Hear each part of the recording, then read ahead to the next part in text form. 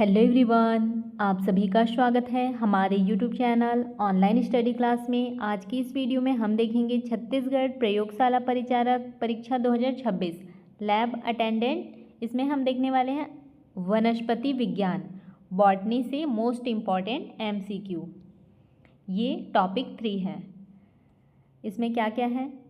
पादप प्रकारकीय, plant physiology, इसमें ये टॉपिक दिए गए हैं। विसरण, परासरण, परासरण दाब, मूल दाब, जीवद्रव्य कुंचन, विसरण दाब, न्यूनता एवं पौधों द्वारा जल का अवशोषण। इन सारे टॉपिक से 30 मोस्ट इम्पॉर्टेंट एमसीक्यू देखेंगे।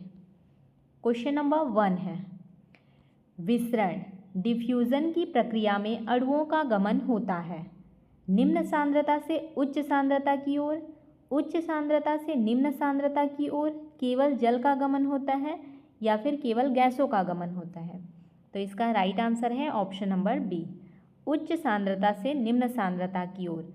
विसरण डिफ्यूजन की प्रक्रिया में अणुओं का गमन कैसे होता है? उच्च सांद्रता से निम्न सांद्रता की ओर होता है। विसरण में अणु उच्च सांद्रता से निम्न सांद्रता की ओर जाते हैं। क्वेश्चन नंबर 2 है, परासरण ऑस्मोसिस में किसका गमन होता है? विलेय का, विलायक का, गैसों का या फिर प्रोटीन का? किसका गमन होता है परासरण में? विलायक का। ऑस्मोसिस में विलायक का गमन होता है। परासरण में अर्धपारगम झिल्ली के माध्यम से विलायक क्या करते हैं? गमन करते हैं, जल का गमन करते हैं, बोला है वो विलायक है। क्वेश्चन नंबर 3 है, अर्धपारगम झिल्ली का उदाहरण है कोशिका भित्ति, प्लाज्मा झिल्ली, न्यूक्लियर झिल्ली या फिर टोनोप्लास्ट? राइट आंसर है ऑप्शन नंबर बी, प्लाज्मा झिल्ली। अर्धपारगम झिल्ली का उदाहरण क्या है? प्लाज्मा झिल्ली। प्लाज्मा झिल्ली अर्धपारगम होती है। क्वेश्चन नंबर 4 है, परासरण दाब। परासरण दाब बोला है ऑस्मोटिक प्रेशर। क्या है ये? ऑस्मोटिक प्रेशर को सर्वप्रथम किसने परिभाषित किया? परासरण दाब को सर्वप्रथम किसने परिभाषित किया? वॉन हाफ, डार्विन, मेडल या फिर ह्यूटेकर? इसका राइट आंसर क्या है? Option number A, van't Hoff ने। ऑस्मोटिक प्रेशर को सर्वप्रथम किसने परिभाषित किया? Von half. वॉन हाफ ने परासरण दाब की अवधारणा दी। क्वेश्चन नंबर 5 है, कोशिका के जीवद्रव्य का सिकुड़ कर कोशिका भित्ति से अलग हो जाना कहलाता है? क्या कहलाता है? स्फीति, अंतःपरासरण, जीवद्रव्य कुंचन या फिर बहिःपरासरण? राइट आंसर है ऑप्शन नंबर सी, जीवद्रव्य कुंचन। क्वेश्चन क्या है? कोशिका के जीवद्रव्य का सिकुड़कर कोशिका भित्ति से अलग हो जाना क्या कहलाता है? जीवद्रव्य कुंचन। इसे प्लाज्मोसिस भी कहते हैं। क्या कहते हैं? प्लाज्मोलाइसिस। क्वेश्चन नंबर 6 है, मूल दाब रूट प्रेशर की खोज किस वैज्ञानिक ने की? स्टीफन हेल्स, प्रिस्टले, मालपिघी या फिर डार्विन? राइट आंसर है option number A, Stephen Hales ने। मूल दाब रूट प्रेशर की खोज किस वैज्ञानिक ने की? स्टीफन हेल्स ने। स्टीफन हेल्स ने मूल दाब का वर्णन किया। क्वेश्चन नंबर 7 है, मूल दाब उत्पन्न होता है पत्तियों में, जड़ों में, तने में, फूलों में? राइट आंसर है ऑप्शन नंबर बी, जड़ों में। मूल दाब किस में उत्पन्न होता है? जड़ों में। मूल दाब जड़ों में उत्पन्न होता है। क्वेश्चन नंबर 8 है, पौधों में जल का मुख्य अवशोषण किस भाग द्वारा होता है? मूल टोपी, मूल रोम, जाइलम, फ्लोएम? राइट आंसर है ऑप्शन नंबर बी, मूल रोम। पौधों में जल का मुख्य अवशोषण किस भाग के द्वारा होता है? मूल रोम के द्वारा। मूल रोम क्या है? Hair, root hairs. Roots hairs जल का अवशोषण, जल के अवशोषण का क्या है? मुख्य स्थान है, रूट हेयर्स। क्वेश्चन नंबर 9 है, जल का कोशिका में प्रवेश कहलाता है बहिपरासरण, अंतःपरासरण, जीव द्रव्य कुंचन या फिर विसरण? क्या है इसका right answer? Option number B, अंतःपरासरण। जल का कोशिका में प्रवेश क्या कहलाता है? अंतःपरासरण।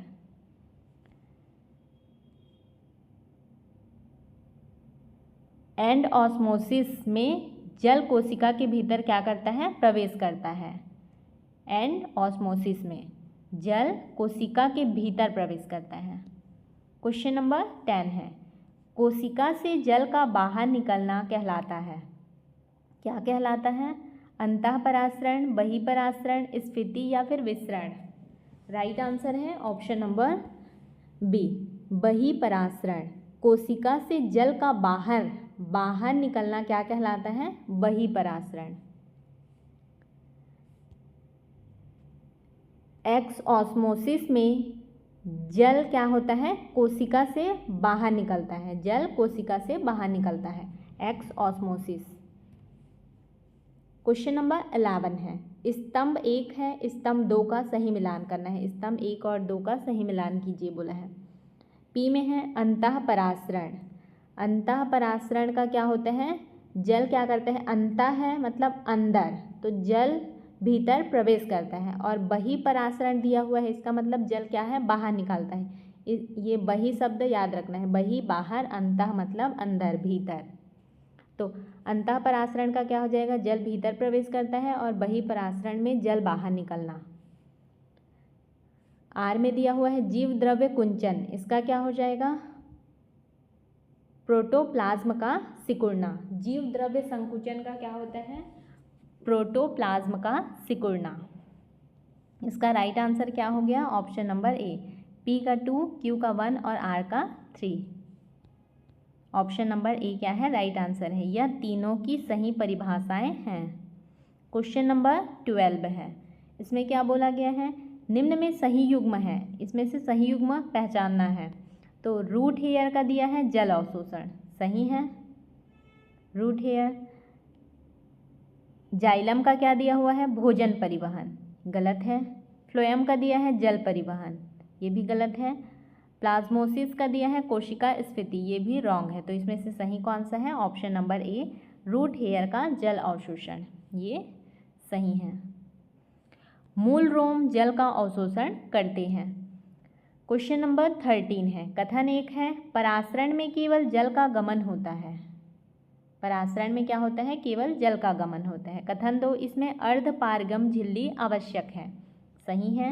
राइट आंसर है ऑप्शन नंबर ए, दोनों सही हैं तथा 2 एक की सही व्याख्या है। अर्धपारगम झिल्ली परासरण की अनिवार्य शर्त है। क्वेश्चन नंबर 14 है, कथन 1 है, मूल दाब जड़ों में उत्पन्न होता है, सही है। मूल दाब कहाँ उत्पन्न होता है? जड़ों में। कथन 2 है, यह जल को ऊपर उठाने में सहायता करता है, ये भी सही है। राइट आंसर है ऑप्शन नंबर ए, दोनों सही हैं तथा 2 सही व्याख्या है। मूल दाब जल को ऊपर की ओर धकेलने में सहायक है। क्वेश्चन नंबर 15 है, कथन ए है, जीव द्रव्य कुंचन में कोशिका सिकुड़ जाती है, सही है। कारण आर, कोशिका से जल बाहर निकलता है, ये भी सही है। राइट आंसर है ऑप्शन नंबर ए और आर दोनों सही है तथा आर ए की सही व्याख्या है। जल बाहर निकलने से प्रोटोप्लाज्म सिकुड़ जाता है। क्वेश्चन नंबर 16 है, कथन ए है, विसरण के लिए झिल्ली आवश्यक है बोल रहे हैं, ये गलत है। कारण आर है, परासरण के लिए अर्धपारगम झिल्ली आवश्यक होती है, ये सही है। राइट आंसर है इसका ऑप्शन नंबर सी, ए गलत है, आर सही है। विसरण के लिए झिल्ली आवश्यक नहीं होती। क्वेश्चन नंबर 17 है, निम्नलिखित कथनों पर विचार कीजिए। कथन है, परासरण में केवल जल का गमन होता है, सही है। विसरण के लिए झिल्ली आवश्यक नहीं है बोल रहा है, ये भी सही है। मूल रोम जल अवशोषण करते हैं, ये भी सही है। फ्लोएम जल का परिवहन करता है, ये गलत है। तो इसमें से जे, के और एल ये तीनों क्या है? सही है। इसका राइट आंसर क्या हो जाएगा? ऑप्शन नंबर ए, जे, के और एल। फ्लोएम क्या करता है? भोजन का परिवहन करता है, ना कि जल का। क्वेश्चन नंबर 18 है, निम्नलिखित में कौन से कथन सही हैं? जीव द्रव्य कुंचन में जल बाहर निकलता है बोल रहे हैं, सही है। स्फीति में कोशिका फूल जाती है, ये भी सही है। जाइलम जल का परिवहन करता है, सही है। मूल दाब पत्तियों में उत्पन्न होता है बोल रहे हैं, ये गलत है। तो इसमें से सही क्या क्या है? सही है जे, के और एल। इसका राइट आंसर क्या है? ऑप्शन नंबर ए, जे, के, एल। मूल दाब क्या होता है? जड़ों में उत्पन्न होता है। क्वेश्चन नंबर 19 है, इसमें बोला गया है निम्नलिखित कथनों में सही है। परासरण दाब वांट हॉप से संबंधित है, सही है।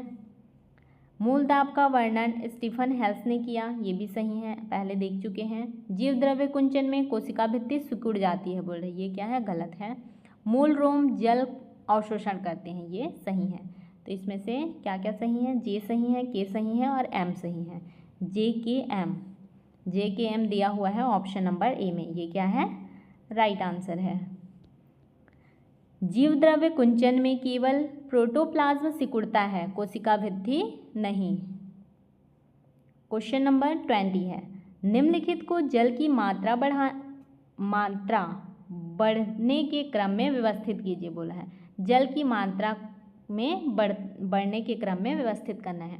जीव द्रव्य कुंचित कोशिका दिया हुआ है, सामान्य कोशिका और स्फीति कोशिका। तो पहले नंबर पे आएगा जीव द्रव्य कुंचित कोशिका, फिर सामान्य कोशिका, उसके बाद स्फीति कोशिका। 1 2 3 इसी क्रम में आएगा। राइट आंसर है ऑप्शन नंबर ए, 1 2 3। जल की मात्रा क्रमशः बढ़ती जाती है।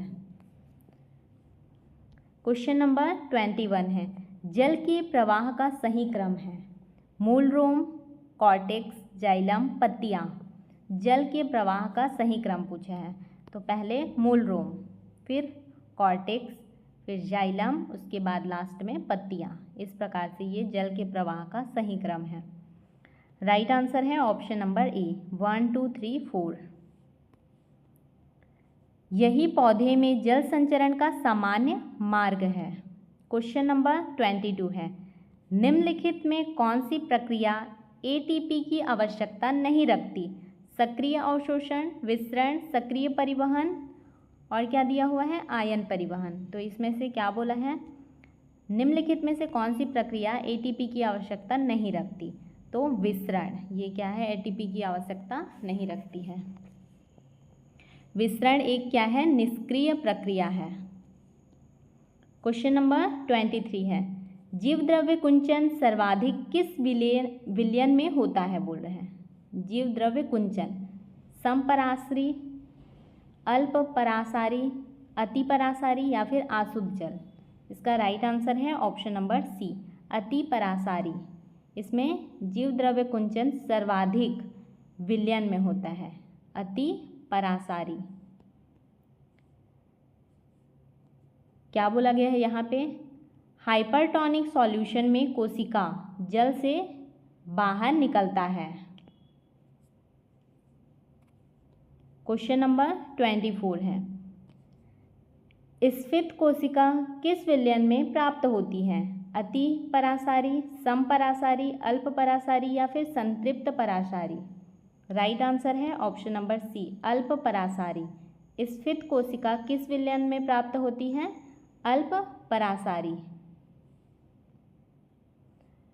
हाइपोटोनिक सॉल्यूशन में क्या होता है? कोशिका फूल जाती है।